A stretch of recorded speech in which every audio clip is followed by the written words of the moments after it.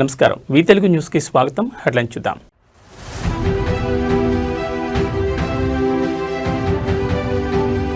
అధికార మదంతో మిడిసిపడుతూ మాట్లాడడం సరికాదు. అసెంబ్లీలో కేసీఆర్ పై రేవంత్ విమర్శలకు కేటీఆర్ కౌంటర్.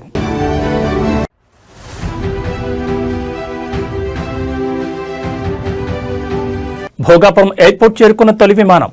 ఎయిర్పోర్ట్లో వాలిడేషన్ విమానం ల్యాండింగ్.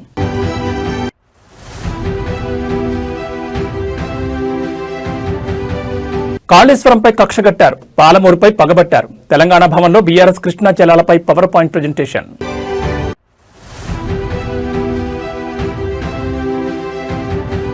ఫోన్ ట్యాపింగ్ కేసులో ఎమ్మెల్సీ నవీన్ రావు విచారణ. నిందితులతో సంబంధాలున్నాయన్న ఆరోపణలపై ప్రశ్నలు.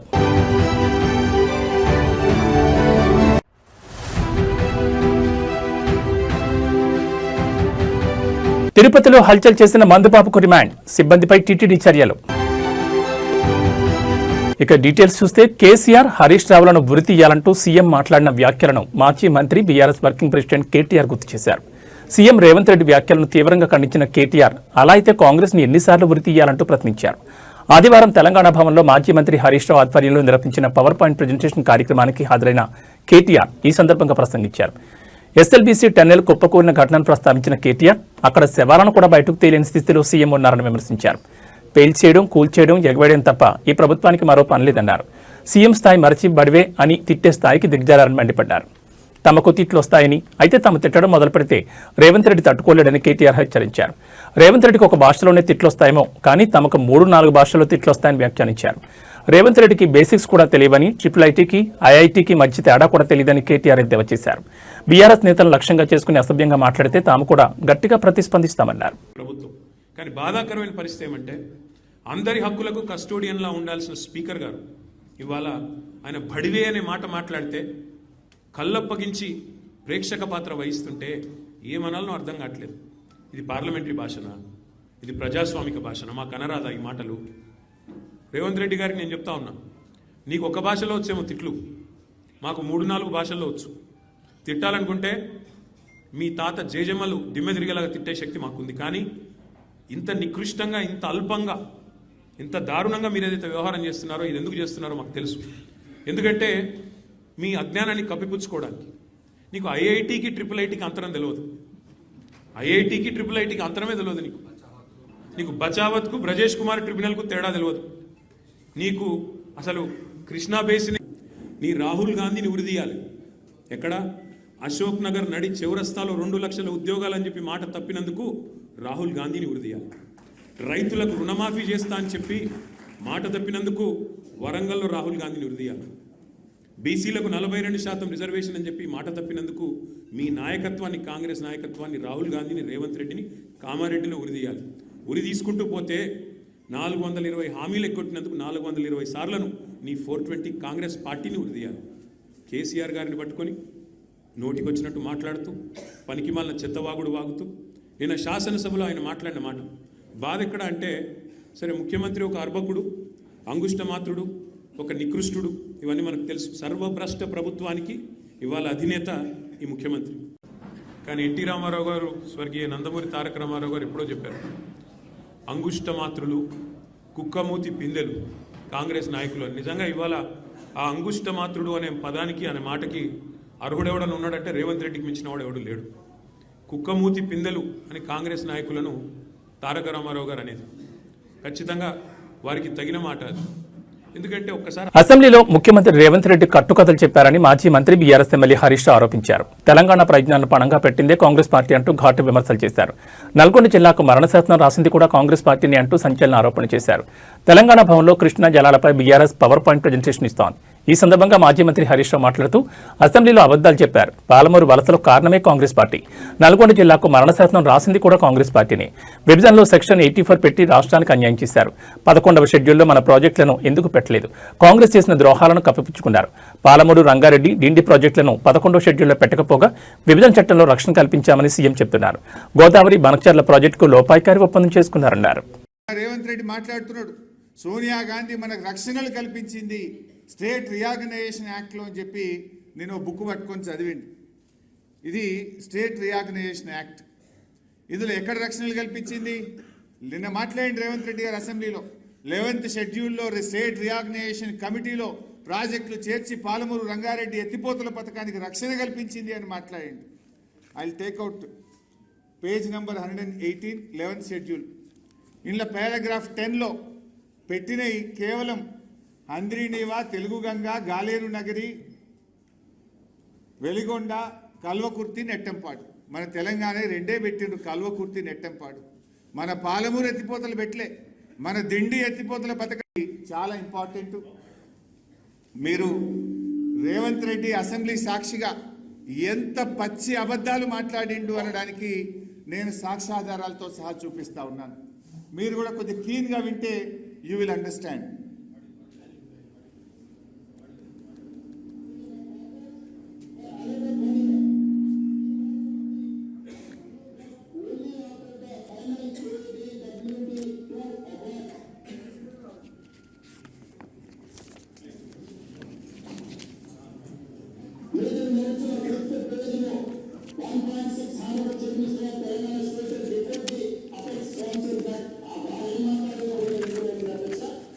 రాష్ట్రం ఏర్పడక ముందు అంటే 1956కి ముందు, ఆంధ్రప్రదేశ్ రాష్ట్రం ఏర్పడక ముందు అప్పటికే కట్టిన నిజాం సాగర్ లాంటి, దిండి లాంటి అనేక మైనర్ ఇరిగేషన్ మరియు మీడియం ఇరిగేషన్ ప్రాజెక్టులు కింద తెలంగాణకున్న ఆయకట్టు 3,000 ఎకరాలు.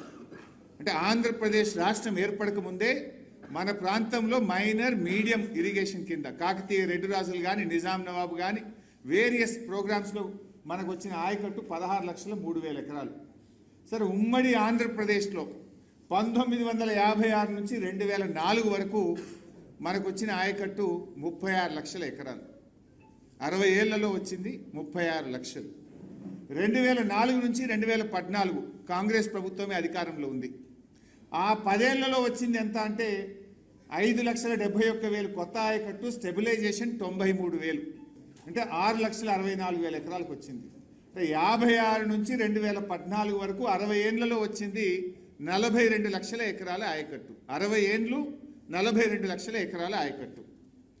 నౌ బీఆర్ఎస్ 2014 నుంచి 2023 మనం ఉన్నది 9.5. తెలంగాణలో సంచలనం సృష్టించిన ఫోన్ ట్యాపింగ్ కేసు దర్యాప్తు కీలక దశకు చేరుకుంది. ఈ కేసులో భాగంగా బీఆర్ఎస్ ఎమ్మెల్సీ కె నవీన్ రావును ప్రత్యేక దర్యాప్తు బృందం విచారించింది. ఆదివారం జూబ్లీహిల్స్ పోలీస్ స్టేషన్లో ఆయన సిట్ అధికారుల ముందు హాజరై వాంగ్మూలం నమోదు చేశారు. ఈ కేసులో నిందితులుగా ఉన్న ప్రణీత్ రావు, శ్రవణ్ కుమార్లతో నవీన్ రావుకు సంబంధాలున్నాయన్న ఆరోపణల నేపథ్యంలో సిట్ ఆయనకు నోటీసులు జారీ చేసింది. అయితే ఈ ఆరోపణలను నవీన్ రావు తీవ్రంగా ఖండించారు. తన ప్రతిష్టకు భంగం కలిగించేందుకే రాజకీయంగా ఇలాంటి ప్రచారం చేస్తున్నారని ఆయన అన్నారు.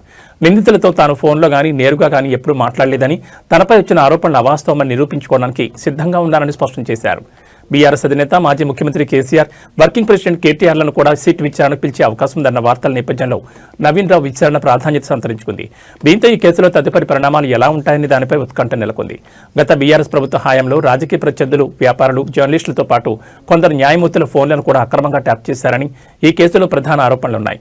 గత నెలలో ఈ కేసులో ప్రధాన నిందితులైన ఎస్ఐబి మాజీ చీఫ్ టి ప్రభాకర్ రావును సిట్ సుదీర్ఘంగా విచారించింది. ప్రభాకర్ రావు కస్టడీ విచారణపై సిట్ జనవరి 16న సుప్రీంకోర్టుకు నివేదిక సమర్పించనుంది. ఈ కేసులో ఇప్పటికే సిట్ అధికారులు మాజీ డీజీపీ మహేందర్ రెడ్డి, మాజీ సీఎస్ సోమేష్ కుమార్ సహా పలువురు కీలక అధికారుల వాంగ్మూలాలను నమోదు చేశారు.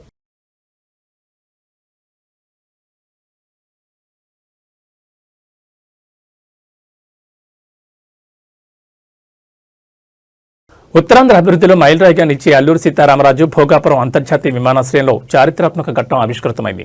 నూతనంగా నిర్మితమైన భోగాపురం విమానాశ్రయంలో తొలి విమానం విజయవంతంగా ల్యాండ్ అయింది. ఢిల్లీ నుంచి బయలుదేరిన ఎయిర్ ఇండియా వ్యాలిడేషన్ విమానం ఇవాళ ఉదయం రన్వేపై సురక్షితంగా దిగింది.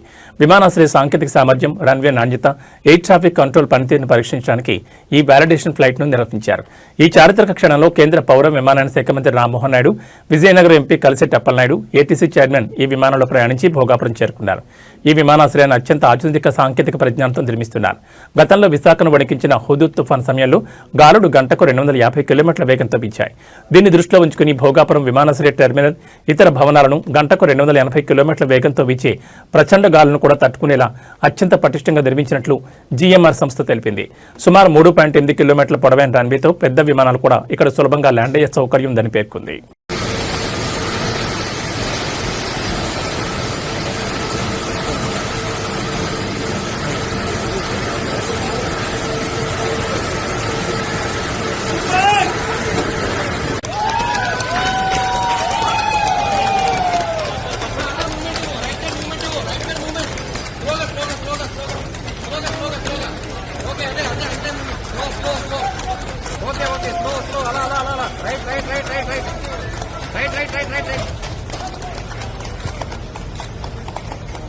ఓకే అక్కడికి వెళ్ళి బ్యాక్ వస్తుంది. ఓకే బ్రో చాలు. ఓకే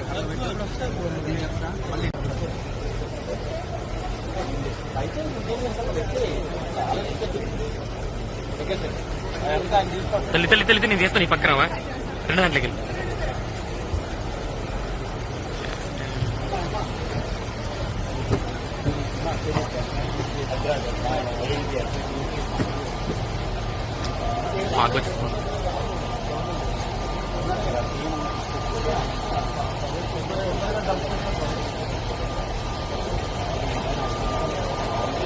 రాష్ట్ర వ్యాప్తంగా సంచలనం సృష్టించిన డ్రైవర్ రాయుడు హత్య కేసులో మరో ట్విస్ట్ చోటు చేసుకుంది. శ్రీకాళహస్తి జనసేన పార్టీ మాజీ ఇన్ఛార్జ్ వినుత కోట భరత చంద్రబాబు విడుదల చేసిన తాజా వీడియో డ్రైవర్ రాయుడు హత్య కేసులో కొత్త ప్రకంపనలు సృష్టిస్తోంది. ఈ వీడియోలో ఆయన స్థానిక టీడీపీ ఎమ్మెల్యే బొజ్జల సుధీర్ రెడ్డిపై తీవ్రస్థాయిలో ధ్వజమెత్తారు. చెన్నై పోలీసులు రిమాండ్ రిపోర్టును అధికారికంగా బయటపెట్టక ముందే ఎమ్మెల్యేకు ఆ వివరాలు ఎలా తెలిసాయని ఆయన ప్రశ్నించారు. తమను అరెస్ట్ చేసే ముందు శ్రీకాళహస్తి సీఐ గోపి తమిళనాడు పోలీసులను ఎందుకు కలిశారో సమాధానం చెప్పాలని డిమాండ్ చేశారు. ఎఫ్ఐఆర్లో పేర్లు చేర్చకముందే అసలు అది హత్యో లేదా ఆత్మహత్య తేలకముందే తమపై నిందారోపణలు చేయడం వెనుక ఎమ్మెల్యే రాజకీయ కుట్ర ఉందని చంద్రబాబు ఆరోపించారు. ఎమ్మెల్యే బొజ్జల సుధీర్ రెడ్డి తన రాజకీయ ప్రత్యర్థుల ఎదుగుదలను సహించలేకపోతున్నారని విమర్శలు గుప్పించారు. చెన్నై కేంద్రంగా ఉన్న తన వ్యాపార పలుకుబడిని ఉపయోగించి తమపై కక్ష సాధింపు చర్యలకు పాల్పడుతున్నారని చంద్రబాబు మండిపడ్డారు. హత్య జరిగినట్లు చెప్తున్న సమయంలో తాము చెన్నైలోని అపోలో ఆసుపత్రిలో సొంత మామగారి చికిత్స నిమిత్తం ఉన్నామని స్పష్టం చేశారు. అందుకు సంబంధించి ఆసుపత్రి పార్కింగ్ ఏరియాలోని సీసీ కెమెరా దృశ్యాల నిదర్శనమని పేర్కొన్నారు. తాము రిమాండ్కి వెళ్లకముందే ఎమ్మెల్యే మీడియా సమావేశం ఏర్పాటు చేసి మాట్లాడడం, డ్రైవర్ రాయుడు తన తమ్ముడు వంటివారని చెప్పడం అంతా ముందస్తు ప్రణాళికలో భాగమేనని ఆయన విమర్శించారు.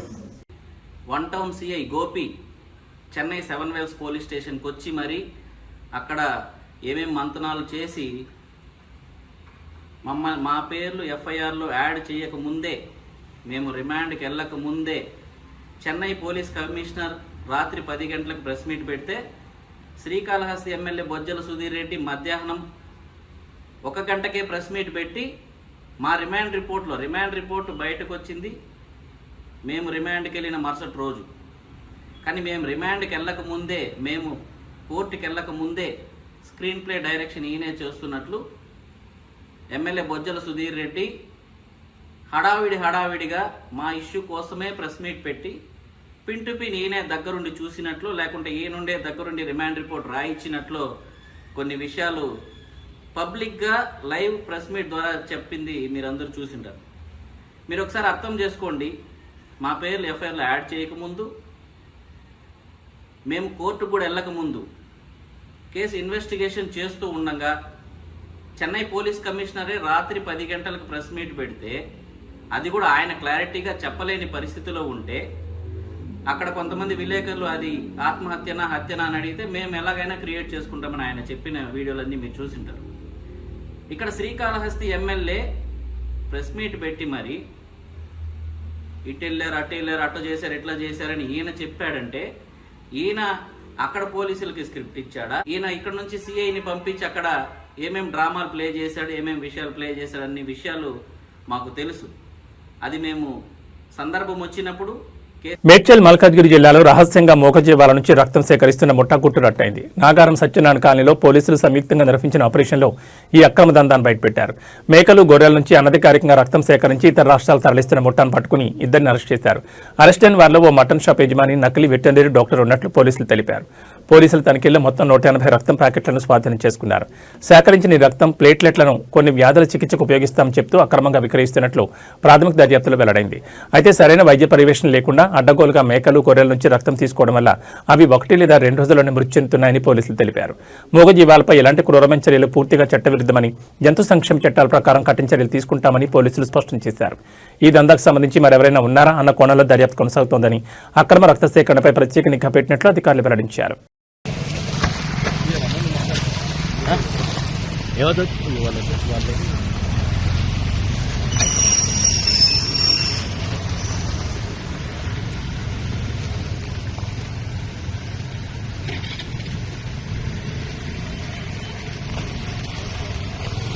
తిరుపతిలోని గోవిందరాజస్వామి ఆలయం గోపురం పైకెక్కి హల్చల్ చేసిన మందుబాబుకు కోర్టు రిమాండ్ విధించింది. స్వామివారికి ఏకాంత సేవ ముగిసిన తర్వాత ఓ వ్యక్తి మధ్య మత్తులో ఆలయంలో ప్రవేశించాడు. విజిలెన్స్ సిబ్బంది అతన్ని గుర్తించేలోగానే మహద్వారం లోపల ఉన్న ఆలయ గోపురం ఎక్కి కలశాలను లాగేందుకు యత్నించారు. వెంటనే పోలీసులు, ఫైర్ సిబ్బంది గోపురం ఎక్కి అతన్ని కిందకు దించారు. తనకు మందిస్తేనే కిందకు వస్తానని, లేదంటే రానని చెప్పడంతో వారు అవాక్కయ్యారు. ఈ ఘటనతో ఆలయంలో భద్రతా వైఫల్యం బయటపడింది. నిందితుని పోలీసులు అదుపులో తీసుకుని కోర్టులో హాజరుపరచగా కోర్టు రిమాండ్ విధించింది. గోవిందరాజస్వామి ఆలయంలో కలకలం సృష్టించిన వ్యక్తిని నిజామాబాద్ జిల్లాకు చెందిన తిరుపతిగా గుర్తించారు. కుటుంబంతో గొడవపడి వచ్చినట్టుగా పోలీసులు తెలిపారు. మరోవైపు ఆలయ భద్రత నిర్లక్ష్యంపై టీటీడీ చర్యలు చేపట్టింది. ఆ సమయంలో విధుల్లో ఉన్న ఆలయ సిబ్బందిపై చర్యలు తీసుకోవాలని నిర్ణయించింది.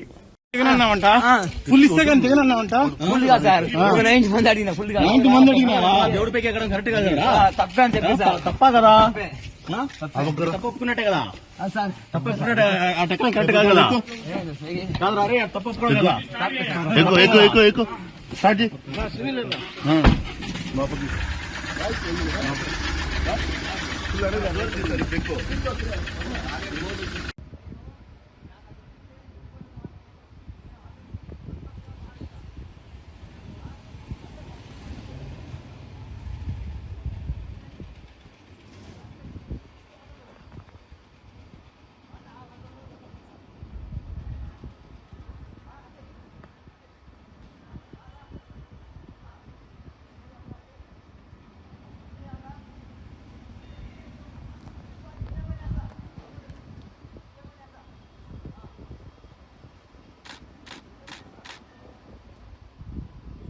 ప్రముఖ యూట్యూబర్ నా అన్వేషణపై ఇండియాలో ఇప్పటికే 3 కేసులు నమోదైన సంగతి తెలిసిందే. కాగా తాజాగా ఆస్ట్రేలియాలోనూ అతడిపై ఫిర్యాదు చేశారు. భారతీయ సంప్రదాయాలను, హిందూ దేవతలను కించపరిచేలా అన్వేష్ వ్యాఖ్యానించడంపై ఆస్ట్రేలియాలోని ఎన్ఆర్ఐలు తీవ్ర అభ్యంతరం వ్యక్తం చేశారు. ఇకపై ఆస్ట్రేలియా రాకుండా అతడి వీసా రద్దు చేయాలని ఇమిగ్రేషన్ అధికారులను కోరారు. ఇదిలా ఉంటే నా అన్వేషణ్ యూట్యూబర్కు ఎంతో మంది అభిమానులు ఉన్న సంగతి తెలిసిందే. తెలుగులో అన్వేష్ వీడియోలకు మిలియన్స్ కొద్ది వ్యూస్ వస్తుంటాయి. ప్రస్తుతం తెలుగు టాప్ యూట్యూబర్గా అన్వేష్ ఉన్నాడు. అయితే ఇటీవల హిందూ దేవుళ్లపై వివాదాస్పద వ్యాఖ్యలు చేయడంతో అన్వేష్ ఫాలోవర్ల సంఖ్య భారీగా తగ్గిపోయింది. నెట్జన్లు అతడిపై తీవ్ర ఆగ్రహం వ్యక్తం చేస్తున్నారు. అయితే అన్వేష్ మాత్రం తాను ఏ తప్పు చేయలేదని, దేవుళ్లపై చేసిన వ్యాఖ్యలకు క్షమాపణలు చెప్పానని అంటున్నారు. కానీ స్త్రీల దుస్తులపై శివాజీ గరికపాటు చేసిన వ్యాఖ్యలను ఇప్పటికీ ఖండిస్తూనే ఉన్నారని చెప్తున్నారు. అంతేకాకుండా ఇప్పటి నుంచి బూతులు మాట్లాడనని, ట్రావెల్ వీడియోలు ఆపేసి ఈ ఏడాది మొత్తం సామాజిక మార్పు కోసమే వీడియోలు చేస్తానని చెప్తున్నాడు.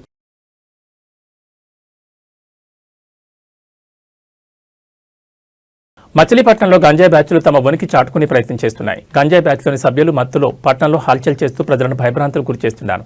మత్తులో జోగుతూ గుంపులుగా రోడ్లపైకి వస్తూ ఆందోళన వాతావరణం కలిగిస్తున్నారు. శనివారం సాయంత్రం మచిలీపట్నంలో గంజాయి బ్యాచ్లు హల్చల్ చేసిన ఘటన సీసీటీవీ ఫుటేజ్లో రికార్డ్ అయింది. దీంతో వారి ఆగడాలు మరోసారి వెలుగులోకి వచ్చాయి. మచిలీపట్నంలోని సిటీ కేబుల్ కార్యాలయం వద్ద శనివారం సాయంత్రం కొంత హడావుడి నెలకొంది.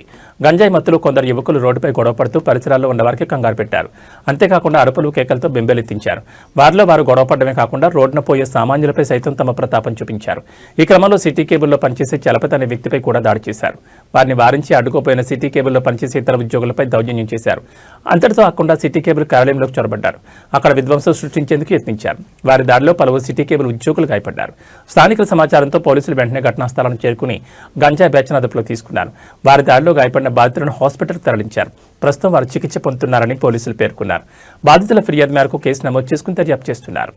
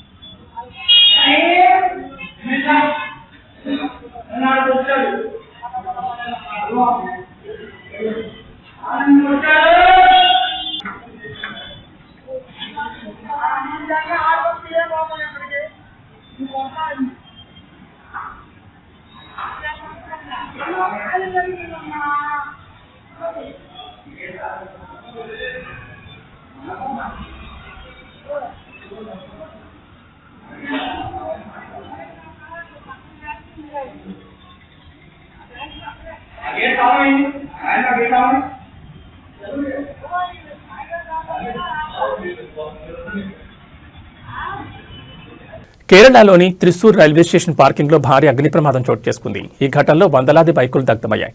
ఓ విద్యుత్ తీగ తెగిపడి నిప్పురవ్వలు రావడంతో మంటలు చెలరేగినట్టు తెలుస్తోంది. ప్రమాద సమయంలో 600లకు పైగా ద్విచక్ర వాహనాలు పార్కింగ్లో ఉన్నాయని, వాటిలో చాలా వరకు కాలిపోయాయని అధికారులు వెల్లడించారు. 3 అగ్నిమాపక శకటాలతో మంటలను అదుపులోకి తీసుకొచ్చారు. ఈ ఘటనపై కేంద్ర మంత్రి సురేష్ గోపి ఆరా తీశారు. ఈ ఘటనను తీవ్రంగా పరిగణించాలని అధికారులను ఆదేశించారు. ఈ ప్రమాదంపై పోలీసులు, రైల్వే అధికారులు దర్యాప్తును ప్రారంభించారు.